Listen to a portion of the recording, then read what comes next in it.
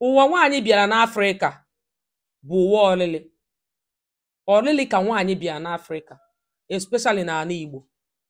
Ọnya nwa kpatara o ji eme abịa oge ụfọdụ, ana m asị ụmụ nwaanyị ibe m, ụwa ọzọ ị ga-abịa kpee ekpere, egwu na ị ga-abịa ụwa ọzọ n'Afrịka ma ọ n'ala Igbo, ị chọrọ ịbịa ka ịbịa dịka nwoke, abịakwana dịka nwaanyị. Maka na ụmụ nwoke ha na-eme enjoy n'ala Igbo, ha na-eme enjoy n'Afrịka. N'Afrịka ka m na-afụ na nwoke ga na-eme nzuzu asị ya jee nụọ nwaanyị, ama na nwaanyị ọ na-agwado onye nzuzu.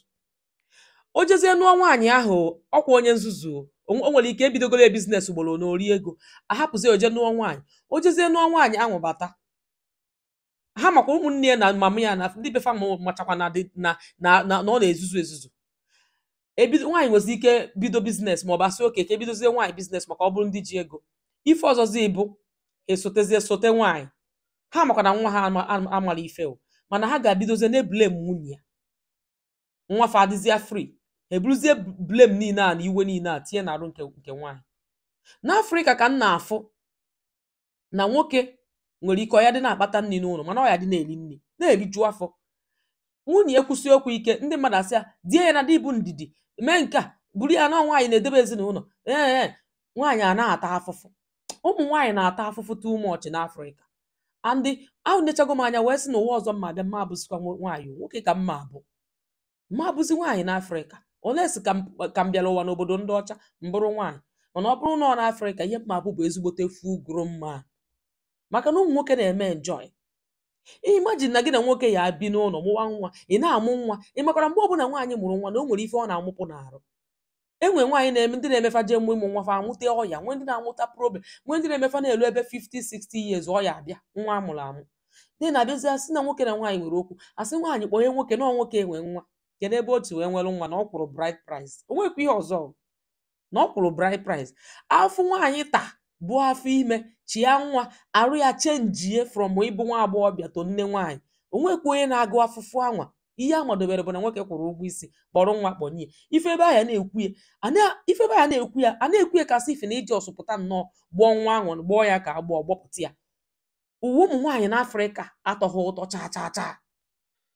N'Afrịka ka ọ ya abịa n'ezinụlọ, amụọ nwoke amụọ nwaanyị, amụchago ha ekebe ihe ekenye ụmụ nwoke, anyị ekenye ụmụ nwaanyị.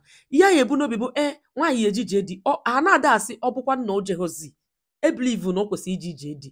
Now nwaanyị a nwere ike o jezi ije dị ọkwụta ka o yesi na-akwụgharị bụrụ kwụgharịgidekwu nwufuo, mana nwoke nwere ike enweghị ihe ekenyeghị ya na ekenye ya ofe ife ụgbado ọkpa ebe ahụ wee zọba onwe ya.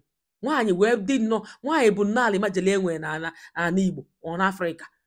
Amụọ gị na-akwụgharị ọkwa ịnụ ọ dị ịtụ a ga-esi na-akwụgharịkwa n'isi onwe gị. Onye si na Chineke abịa gozie gị inweta ego asị nwaanyị gbata na lụọ ụlọ nke gị, if not nke gị agagokwa ahụ.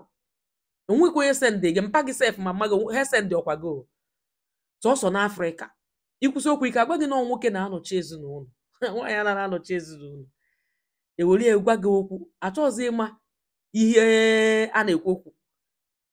Sọsọ n'Afrịka ka m fụrụ na anaghị azụ nwoke kwado ya for marriage, mana nwaanyị ka a na-azụ for marriage.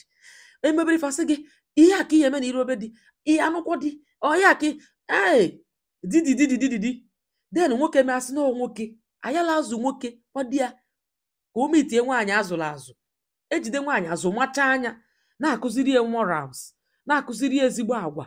Nwaanyị a na-amụta ma isi nri ahapụ nwoke. Ihe a ekwu bụ ọnụ nwaanyị nwunye ya emebi ya. N'Afrịka ka ọ dị. Ndị na-ajụ ụmụ nwaanyị apụtado ụwa afọ. Ọ dị ka ụwa afọ ka ụmụ nwaanyị pụtara, maka na aghọtara m nyabụ ife ekwere m nghọta. Abịa otu a mmadụ na-aba nọrụ ifu di na nwunye, nwoke nwere ike were ihe dịka ebe 10 or 15 years tọ nwunye ya. Ife meje blame wee nwe eji 15 years wee tọ, hapụ akata ikporo nwoke, agadi nwoke je buru obele nwa na-anụ. Onye nwa mere some people bịa na-asị na nwaanyị na-edebe ezinụlọ, sọ na ọbụrụ nwaanyị na-edebe ejide ezinụlọ, ọ nwoke na-ejide ezinụlọ. Maka ife nwoke kwuru na-eme most times, maka na nwaanyị bịa force nwoke iwulu ibu na ihe emife, iwulu ibu na ihe emife. Nwoke sị na ọma mmiri eme, o nwere ife ihe eme. Ikwusi okwu ike ndị ụwa ata gị ụta. So no nwoke bụ ife ya abụọ si na ezinụlọ ya ga-akwụrụ, ezinụlọ ya akwụrụ. Nwoke si na ezinụlọ ya sa, ezinụlọ ya sa.